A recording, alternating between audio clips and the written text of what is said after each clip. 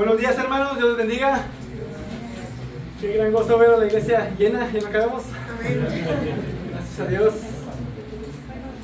Hermosos cantos, buen tiempo de adoración.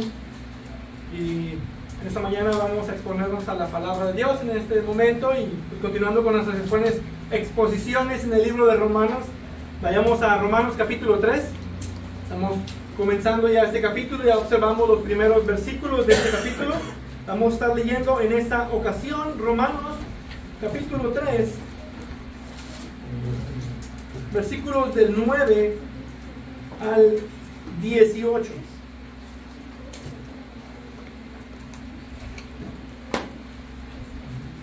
Romanos capítulo 3, comenzando desde el versículo 9, dice la palabra de Dios: ¿entonces qué? ¿Somos nosotros mejores que ellos? De ninguna manera, porque ya hemos denunciado que tanto judíos como griegos están todos bajo pecado, como está escrito: no hay justo ni aun uno, no hay quien entienda, no hay quien busque a Dios. Todos se han desviado, a una se hicieron inútiles, no hay quien haga lo bueno, no hay ni siquiera uno. Sepulcro abierto es su garganta, engañan de continuo con su lengua, veneno de serpientes hay bajo de sus labios. Llena está su boca de maldición y amargura, sus pies son veloces para derramar sangre, destrucción y miseria hay en sus caminos, y la senda de paz no han conocido, no hay temor de Dios delante de sus ojos. Padre, Dios eterno, Dios glorioso, de toda gracia, te damos tantas gracias porque nos permites estar en tu casa, te damos tantas gracias por tu iglesia, te damos tantas gracias por la obra de Jesucristo. Te damos tantas gracias que tú has revelado tu verdad a nosotros por medio de tu palabra y nos enseñas lo que tú puedes ver y que el hombre no puede ver. Tú nos muestras realmente cómo está nuestro corazón delante de ti, cuál es nuestra condición delante de ti.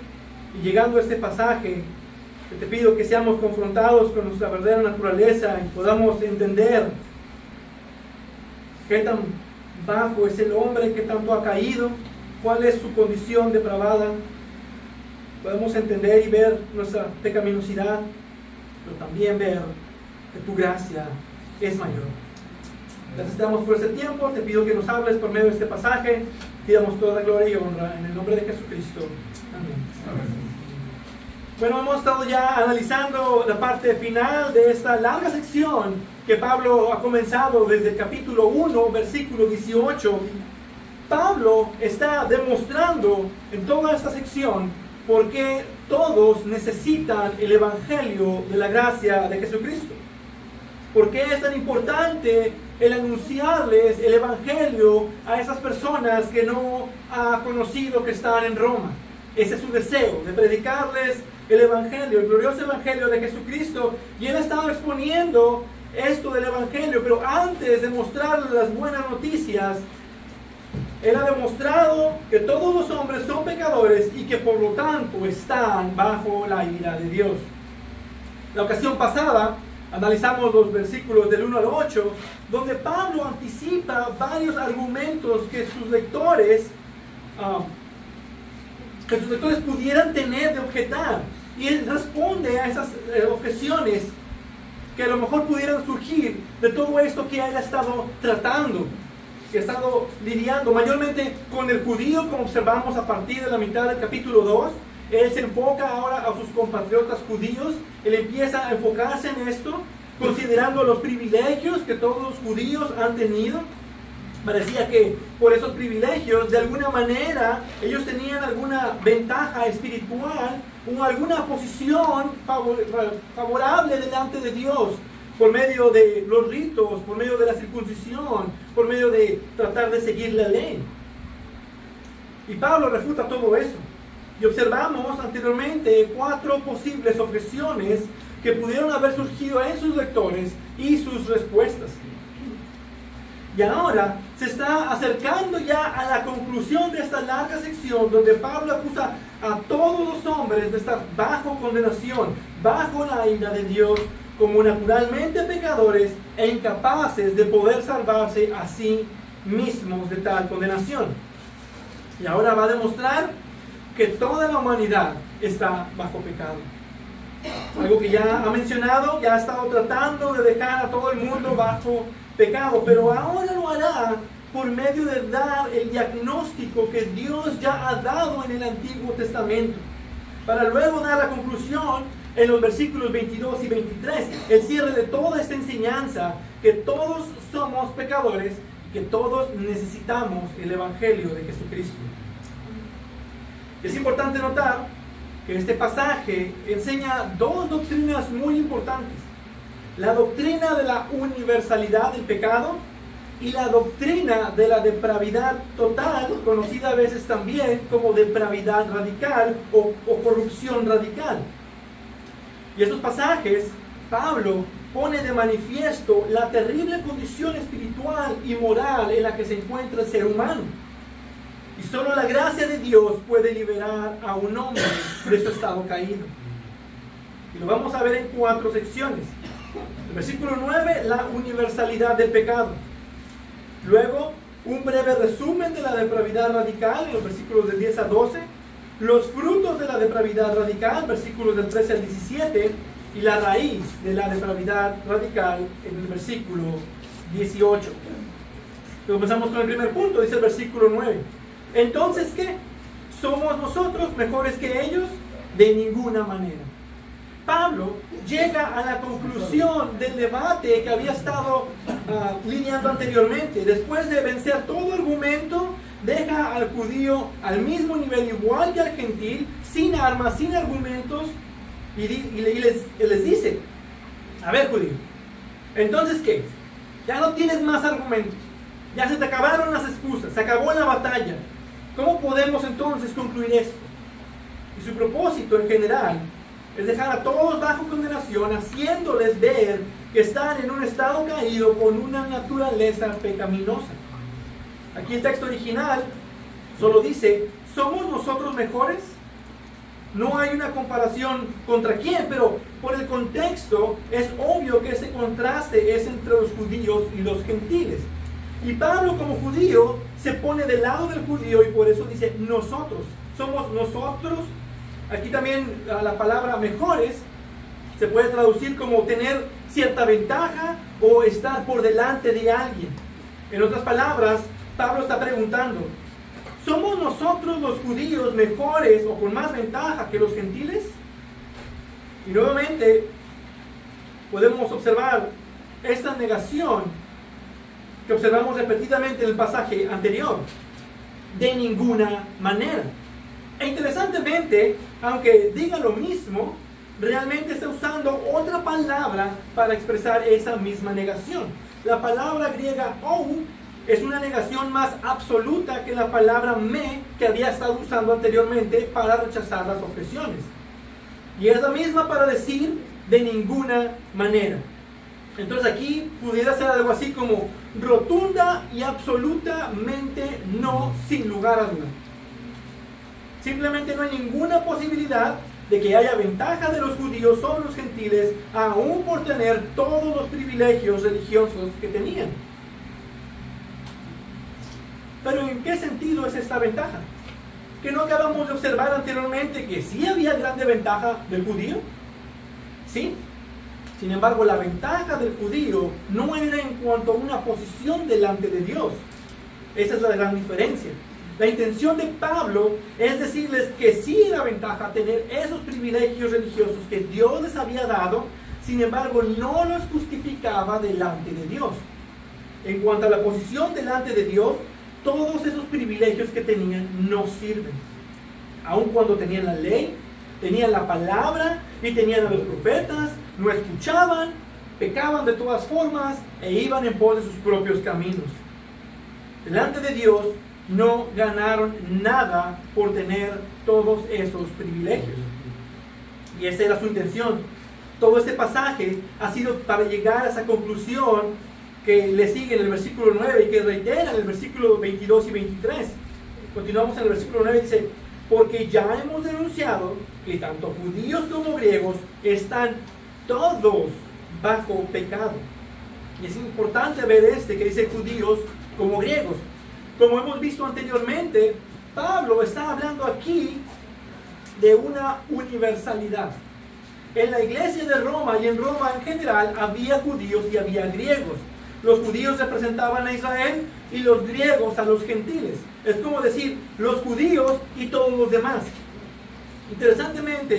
Es interesante que Pablo no usa la palabra cosmos para referirse a todos los hombres en la manera, por ejemplo, en la que Juan lo hace, sino que pone esta división de dos pueblos que ahora están al mismo nivel.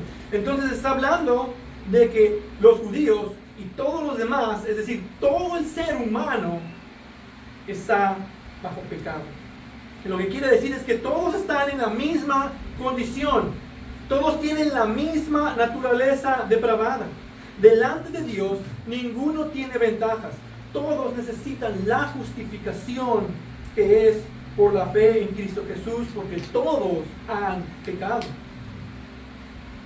Esto es la doctrina de la universalidad del pecado, que dice que no existe ningún ser humano nacido de Adán que no esté bajo pecado. Todos los seres humanos tienen una naturaleza que es esclava al pecado y por esa misma naturaleza es que pecan. Esto se refiere a que esa verdad de la condición espiritual del ser humano que está bajo pecado es universal. No importa en qué fecha naciste, no importa en qué país naciste, no importa el sexo con el que naciste, no importa la lengua que hables o la religión que tengas, todo ser humano está bajo pecado. Ahora Pablo, en el versículo 9, hace la acusación principal, pero ahora en los versículos 10 a 18 dará la demostración de esa acusación. Y esto nos lleva a nuestro segundo punto, que el adelanto va a ser el más largo de todos. Pero aquí vemos la otra doctrina importante que podemos observar aquí, que es la depravidad total o la depravidad radical del hombre. Y aquí Pablo nos da un breve resumen de la doctrina de la depravidad radical, que enseña que no hay nada en el hombre, ni en lo que él hace, ni en lo que es naturalmente, que sirva o ayude para la salvación. Si tú pudieras resumir la enseñanza de estos versículos en un solo enunciado, sería algo así: todos los hombres por naturaleza son depravados, corrompidos por el pecado en todo su ser. Por ese pasaje vemos lo que toda la Escritura enseña acerca de la condición del hombre. Primero debemos establecer a qué nos referimos con depravidad. La palabra depravado tiene que ver con algo que es adulterado, cambiado y que está pervertido. La naturaleza del hombre, como un ser creado a la imagen y semejanza de Dios, se dañó por el pecado y ya no es lo que debería de ser. Se ha pervertido la esencia del ser humano, y que ahora el hombre está moralmente corrupto y no puede alcanzar la moralidad con Dios que antes tenía. En segundo, ¿por qué decimos que es radical? ¿O a qué nos referimos con radical? Porque abarca todo el ser, es decir, su voluntad, sus deseos, sus emociones, sus acciones, sus pensamientos, sus obras, todo lo que es como ser humano y lo que hace como ser humano está afectado y dañado por el pecado. Ahora, a este punto se le conoce mayormente en las doctrinas de la gracia como depravidad total. Total porque no hay ninguna área del ser humano que esté fuera del alcance de los efectos del pecado. En palabras de J.C. Phillip, esta doctrina enseña que el pecado ha hecho al hombre culpable y miserable. Al separarlo de Dios, lo ha separado de la única fuente y origen de toda felicidad y toda santidad. Lo ha arruinado en cuerpo y alma. Lo ha llenado de enfermedad y dolencia. Ha desfigurado y destruido la imagen de Dios en la cual fue creado. Ha destrozado todas sus facultades humanas. Ha roto su juicio. Ha contaminado su imaginación y ha enajenado sus efectos. Le ha hecho amar al pecado y odiar a Dios. Ahora, esta es una doctrina que entendemos es difícil de aceptar, porque como dice A.W. Pink, Es una doctrina que humilla, es humillante y de lo más desagradable para nosotros como hombres pecadores. Porque entonces tenemos que reconocer que nosotros mismos no podemos salvarnos. El hombre no puede salvarse a sí mismo ni puede contribuir a su salvación, sino que debe depender total y absolutamente de un tercero. Por eso también no es muy predicada o incluso a veces descuidada desde el púlpito, pues muchas veces no aceptada. Y tenemos que ver lo importante que es esta doctrina. Porque una visión correcta del pecado es el fundamento del cual se construye toda la doctrina de salvación. Y eso es lo que Pablo ha estado haciendo por casi 3 capítulos, poniendo a todos bajo el pecado y describiendo esta condición espiritual en la que el pecador se encuentra. Sin una correcta visión del pecado, nuestros puntos de vista sobre muchas otras cosas serán distintas. En otras palabras, se puede decir que el cristianismo es la religión del pecador. Porque el Evangelio habla de cómo los pecadores pueden ser salvos por Dios de la condición en la que están y del castigo a la cual son dignos, a la cual el pecado los ha traído. Es importante porque un entendimiento personal de tu propia pecaminosidad es esencial para tu propia experiencia personal de esta salvación. Sin un entendimiento doloroso de tu naturaleza pecaminosa, el hombre jamás podrá escuchar el mensaje del Evangelio con la seriedad e importancia que éste requiere. Esta doctrina de la depravidad radical es esencial también para el entendimiento de las doctrinas de la gracia. No puedes entender temas como la predestinación sin antes entender correctamente la doctrina de la depravidad radical.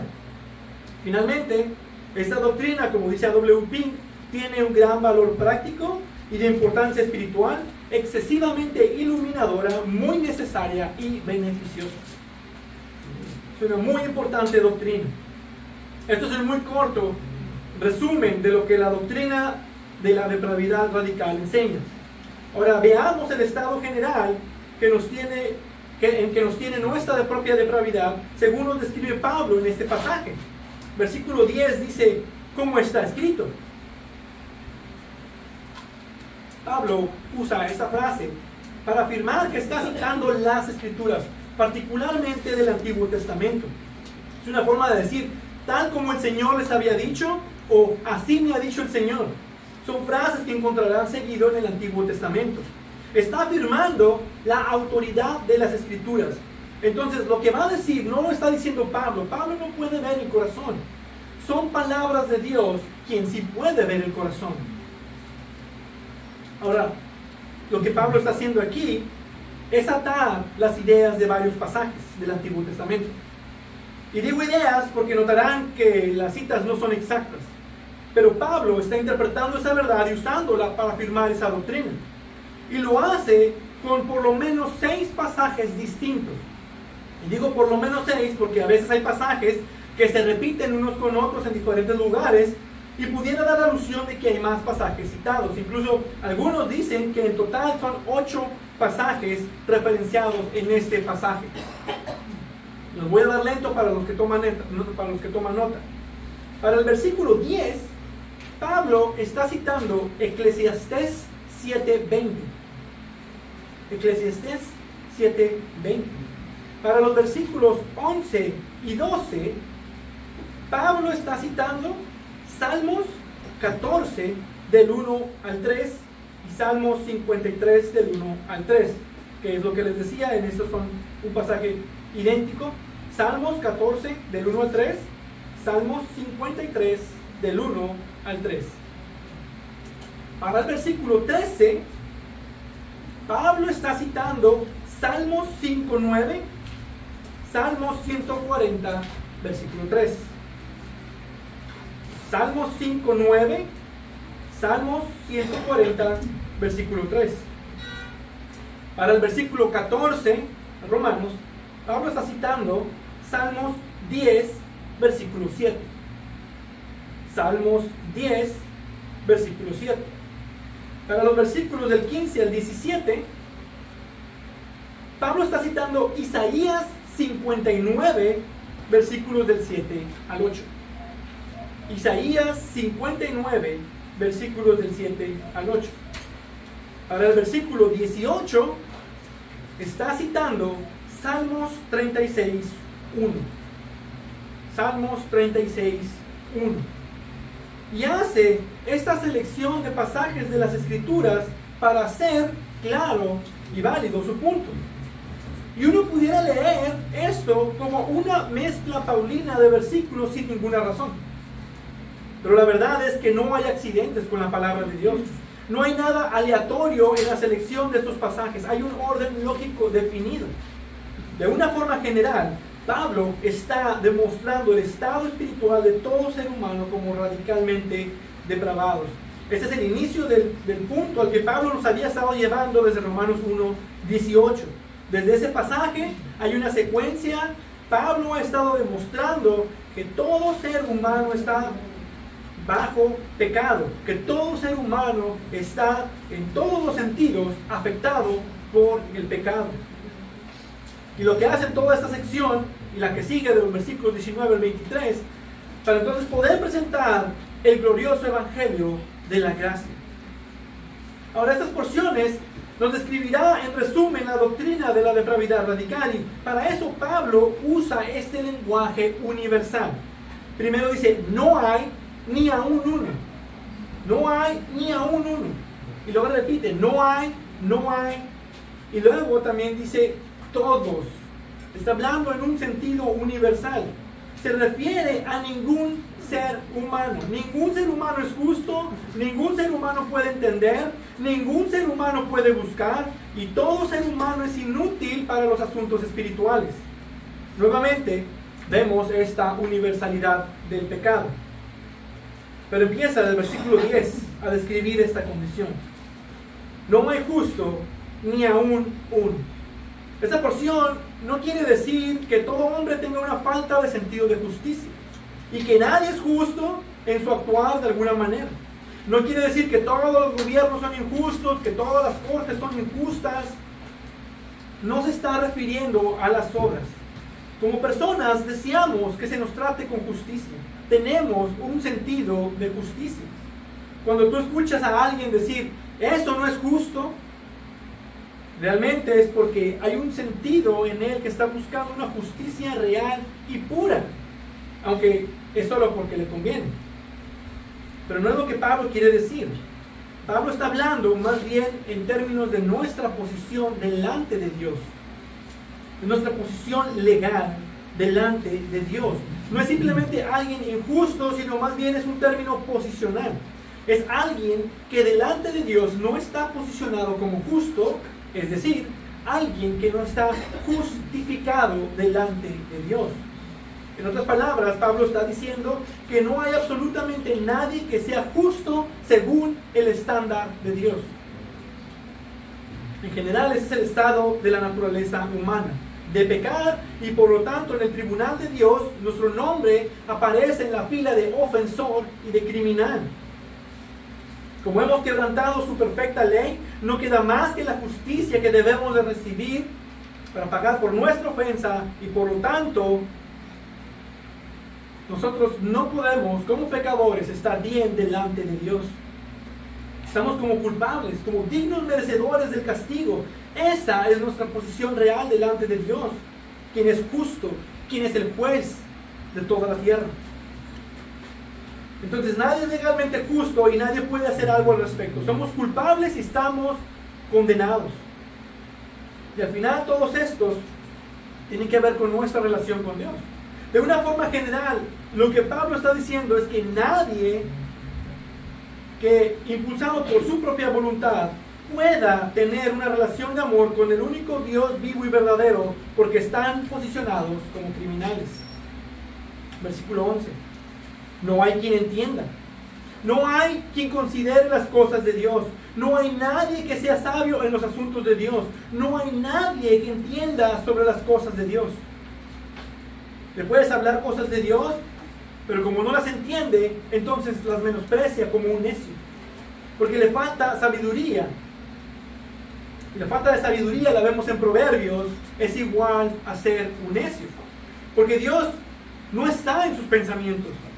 Y no solo no entiende las cosas, pero es necio para negarlas a pesar de ser realidades tan obvias. Por más lógico y más claro que pueda estar el mensaje, simplemente no lo pueden entender.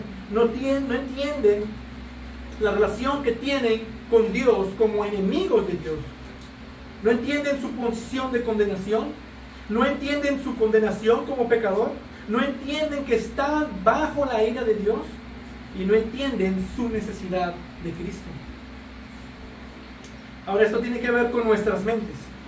Nuestras mentes han sido dañadas por el pecado, de tal forma que son mentes depravadas, que solo generan pensamientos malos.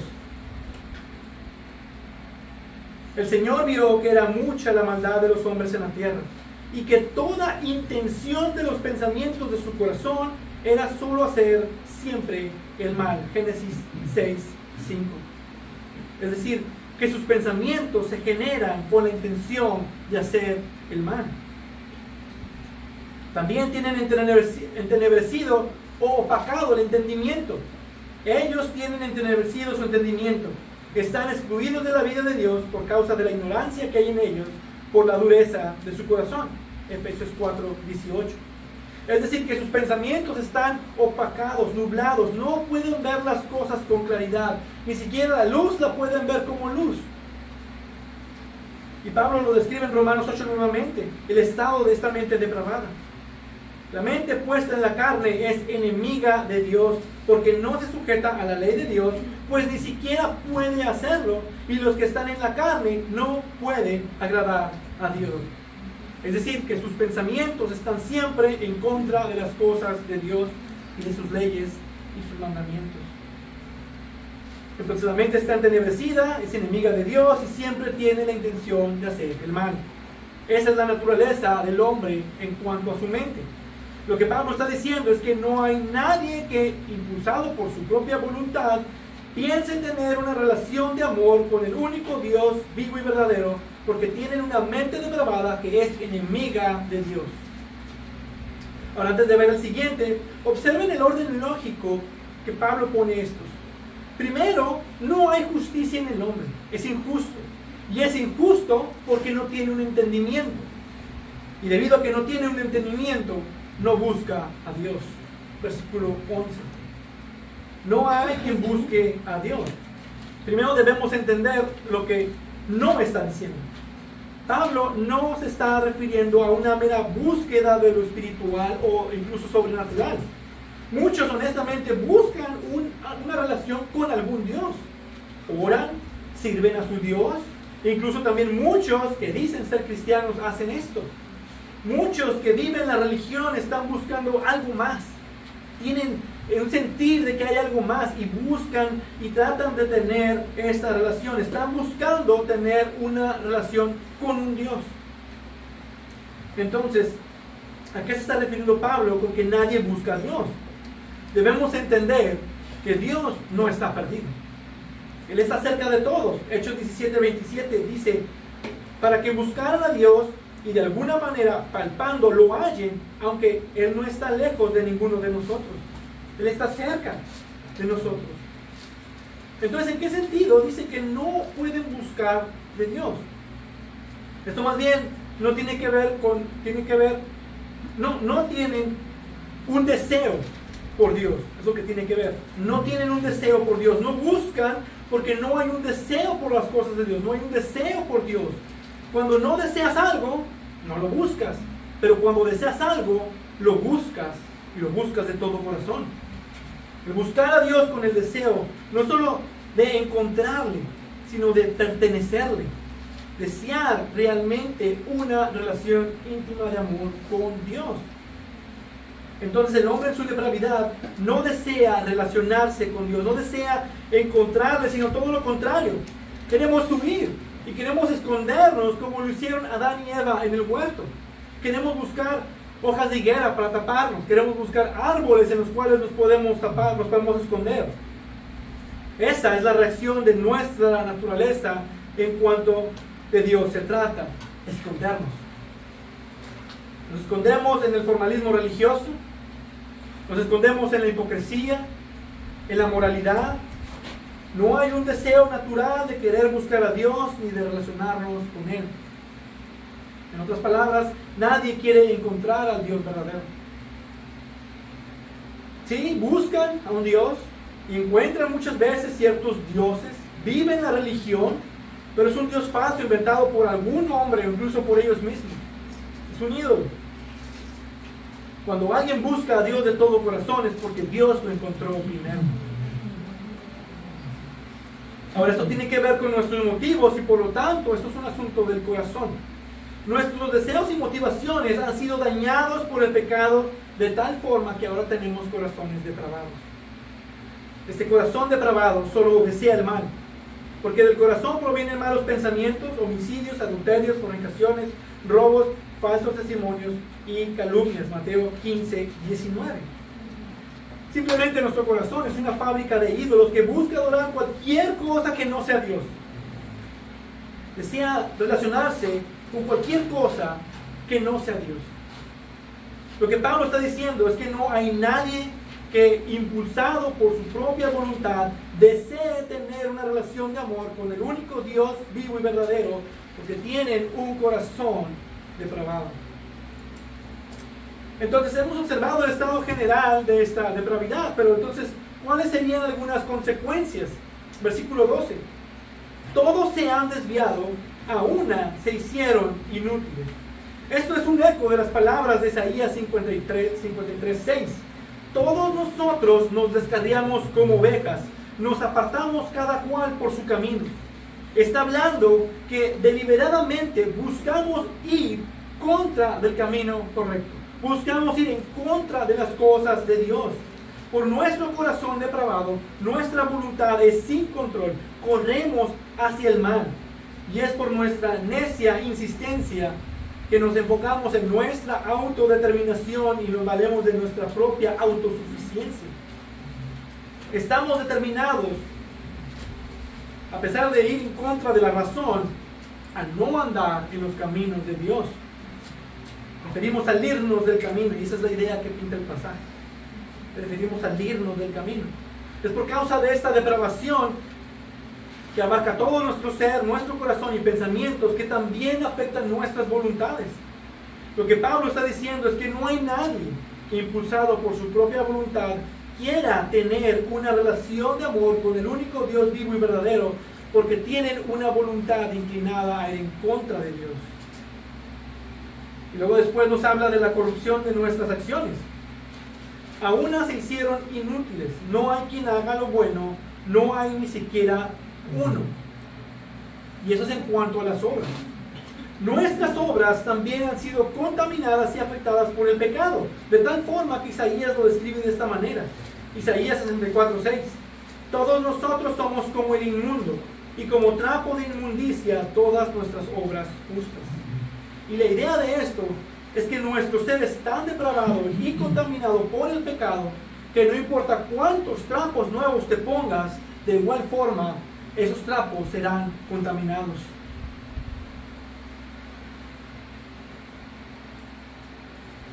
Nuestro corazón, nuestras motivaciones, nuestra voluntad están dañados por el pecado.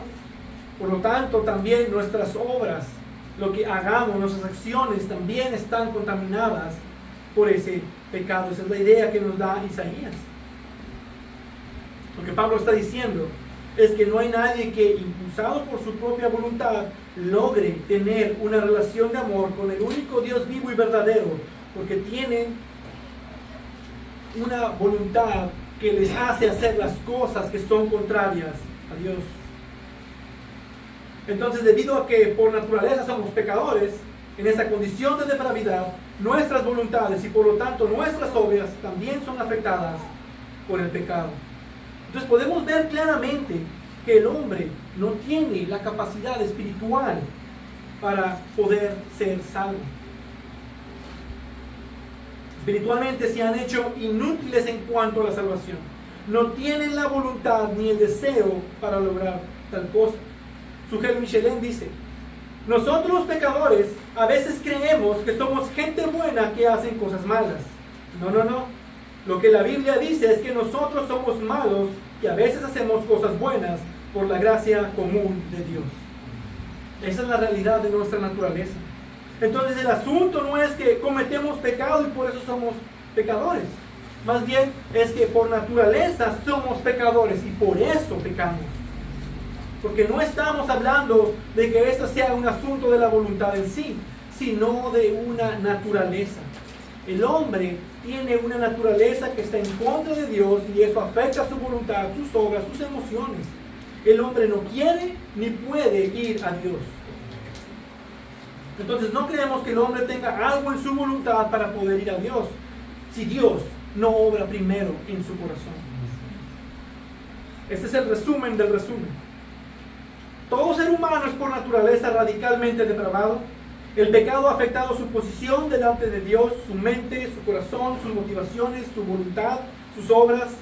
Y por lo tanto, el ser humano no puede, ni piensa, no desea, no quiere, ni puede lograr, ni tiene la capacidad de tener una relación de amor con el único Dios vivo y verdadero. Y eso no es todo. Ahora después continúa mostrando más esta condición. Eso nos lleva al tercer punto. Ahora esta siguiente sección de los versículos del 13 al 17, la vamos a ver un poco más rápido. Pablo describe los frutos de la depravación. ¿Qué resulta en tener una naturaleza depravada? ¿O cómo se ve en acción una naturaleza depravada? Y eso se puede dividir en dos categorías: en sus palabras y el uso de su lengua. Versículo 13. Sepulcro abierto es su garganta, engañan de continuo con su lengua, veneno de serpientes hay bajo sus labios, llena está su boca de maldición y amargura. Esto quiere decir que nuestro hablar, nuestra lengua está afectado por el pecado. Santiago dice que la lengua se jacta de grandes cosas, pues qué gran bosque se incendia con tan gran pequeño fuego. También la lengua es un fuego, un mundo de iniquidad. De hecho, son muchos los pecados que están relacionados con la lengua. Los hombres son mentirosos, chismosos, detractores, engañosos, calumniadores, blasfemos. El humano también incluso puede llegar a ser muy cruel con sus palabras. Aquí la idea del sepulcro abierto es un poco fuerte. Los sepulcros es donde están los cuerpos de los muertos.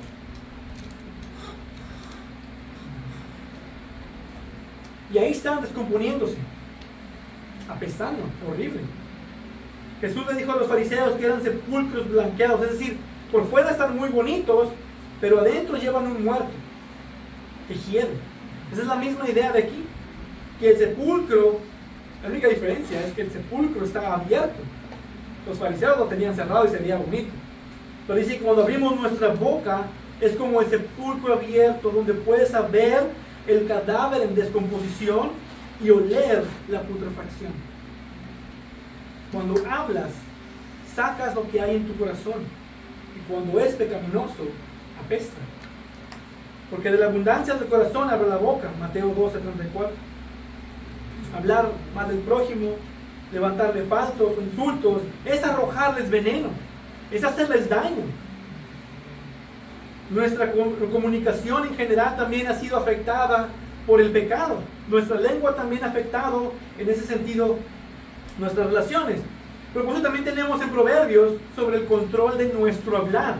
En las muchas palabras la transgresión es inevitable, pero el que refrena sus labios es prudente. Y el hablar en pecado daña nuestras relaciones. Las palabras pueden ser usadas incluso para seducir, dice Proverbios 7:21. Las palabras de los impíos son acechanzas sangrientas, Proverbios 12:6. El hombre indigno planea el mal y sus palabras son como fuego abrasador, Proverbios 16:27. Y podemos seguir dando pasajes acerca del uso de las palabras y de la lengua. La lengua es un factor de mucho daño y como consecuencia de nuestra naturaleza pecaminosa, nuestro hablar refleja esa pecaminosidad. Y verán, las palabras tienen poder para sanar o tienen poder para dañar. Así como la palabra de Dios tiene poder para salvar, pero también tiene poder para condenar. Las palabras tienen poder. Deberíamos de ser considerados en cómo hablamos y usarlas apropiadamente. Debemos aprender a controlar nuestra lengua de hablar el mal. Versículo 15. Vemos la siguiente parte, donde son sus acciones, sus obras y sus relaciones. Dice, sus pies son veloces para derramar sangre. Destrucción y miseria hay en sus caminos, y la senda de paz no han conocido. Esta porción nos marca que nuestras acciones, nuestras obras han sido también contaminadas por el pecado. Todo lo que hacemos está manchado por nuestro pecado. Nuestras acciones también revelan lo que hay en nuestro corazón pecaminoso y depravado.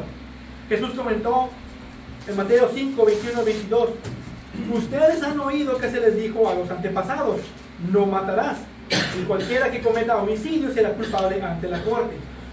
Pero yo les digo que todo aquel que esté enojado con su hermano será culpable ante la corte, y cualquiera que diga insensato a su hermano será culpable ante la Corte Suprema, y cualquiera que diga idiota será merecedor del infierno de fuego. Lo que Jesús nos enseña es que si alguien tiene odio en su corazón y tiene la intención de hacer algún mal físico o verbal, él ya es culpable de homicidio. Cuando en el corazón hay odio, nuestros pies son veloces para derramar sangre. Como he mencionado, todas nuestras obras buenas, todas nuestras obras justas son trapos de inmundicia delante de Dios y son un reflejo de los deseos corrompidos de nuestro corazón. Otro ejemplo que podemos ver es el adulterio.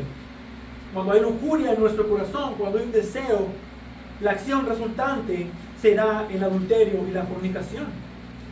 Y esto a su vez afecta nuestras relaciones interpersonales. Esas acciones contaminadas por el pecado que provienen de nuestros corazones depravados resultan en relaciones dañadas. Esto quiere decir que nuestras relaciones también han sido afectadas por el pecado. Nuestro propio pecado, nuestro propio egoísmo, nuestra propia falta de empatía, todo eso nos trae problemas, por ejemplo, en nuestro matrimonio, con nuestros hijos, en nuestra familia, la avaricia en nuestros trabajos, padres desnaturalizados, sin amor natural. Toda relación ahora se ha vuelto un problema. Y una pregunta que hace Suchet Michelin, que es muy buena de reflexión, es ¿cómo tú reaccionas cuando alguien se interpone entre tú y tus deseos? ¿Cómo tú reaccionas cuando alguien se interpone entre tú y tus deseos? Y analizar esa pregunta, creo, nos dará una buena idea de cómo está nuestro corazón. Porque tristemente tendemos a reaccionar mal. Tristemente, cuando alguien se interpone en nuestros sueños o en nuestras metas, cuando alguien va en contra, tendemos a reaccionar mal y hablar mal. Por esa misma razón que nuestras relaciones han sido afectadas por nuestro pecado, por nuestra propia naturaleza pecaminosa. Y verán, nuestras acciones tienen consecuencias también, ya sea positivas o negativas, pero tienen consecuencias. Así que tengamos cuidado en cómo andamos. Tengamos cuidado en nuestro andar.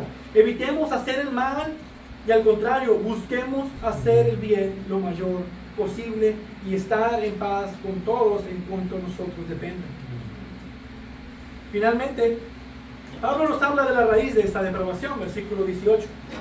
No hay temor de Dios delante de sus ojos. No hay temor de Dios.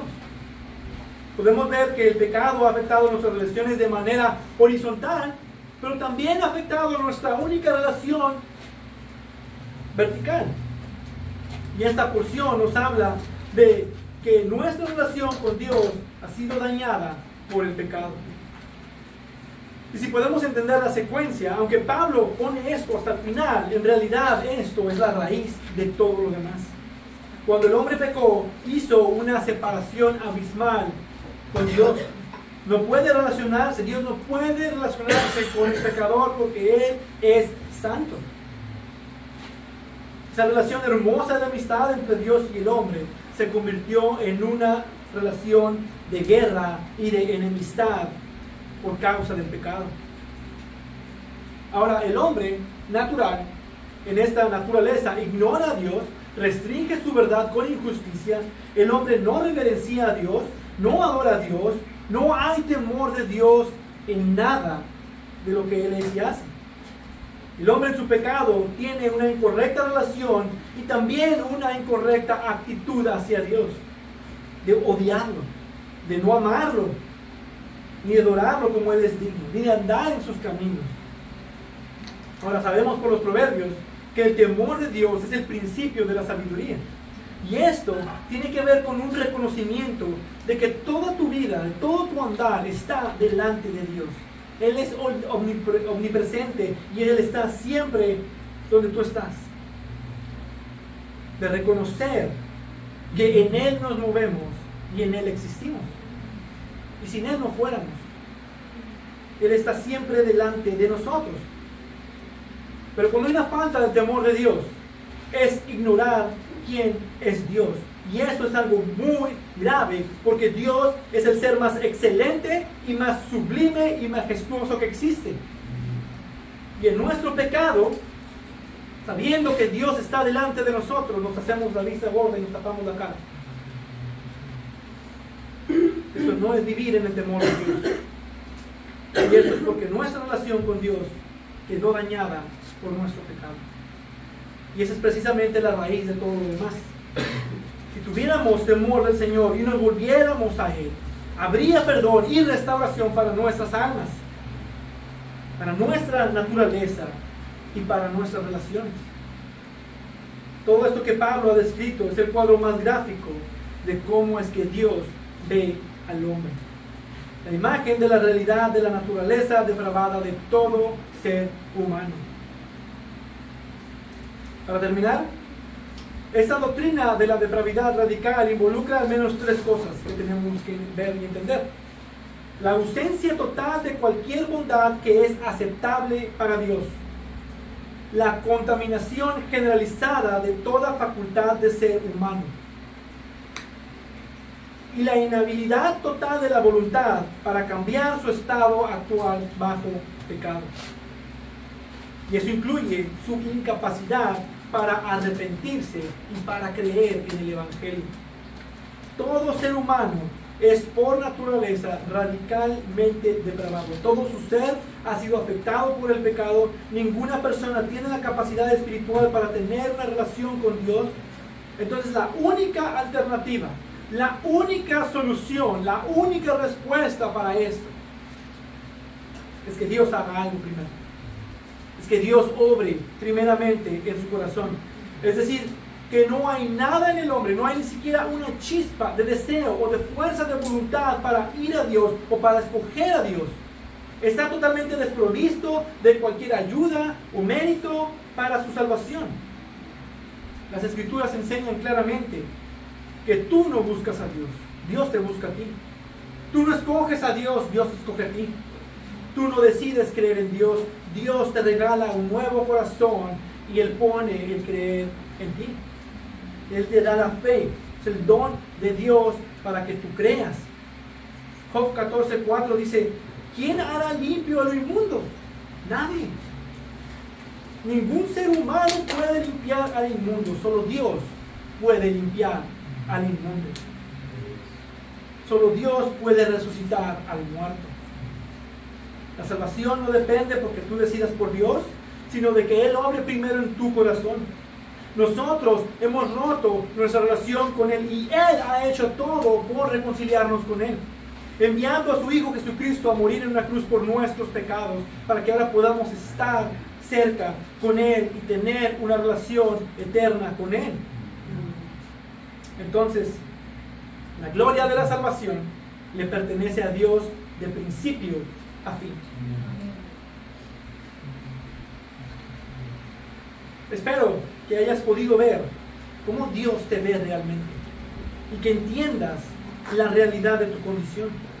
Y si no lo has podido ver, pídele al Señor en oración.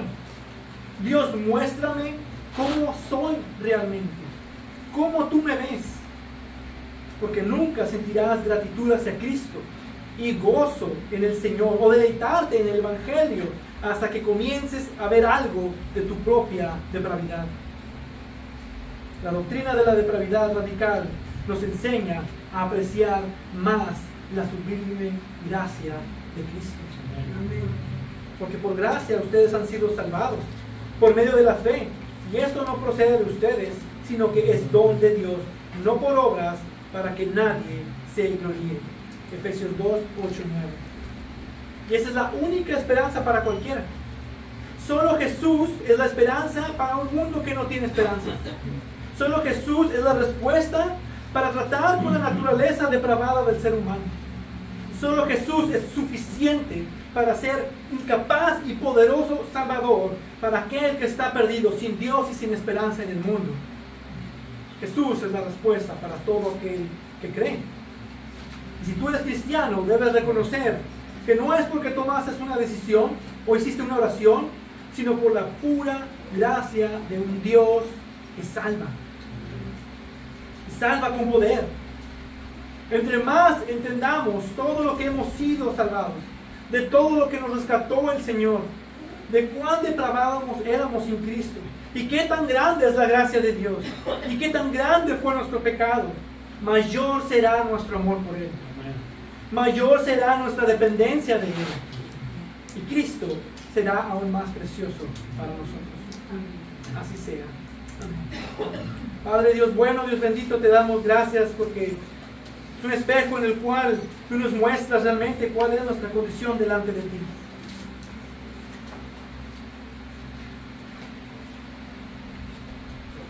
Y sin Cristo no éramos nada. No teníamos nada, no había alguna solución, no había alguna manera en la cual nosotros nos pudiéramos acercar, viviendo la religión, orando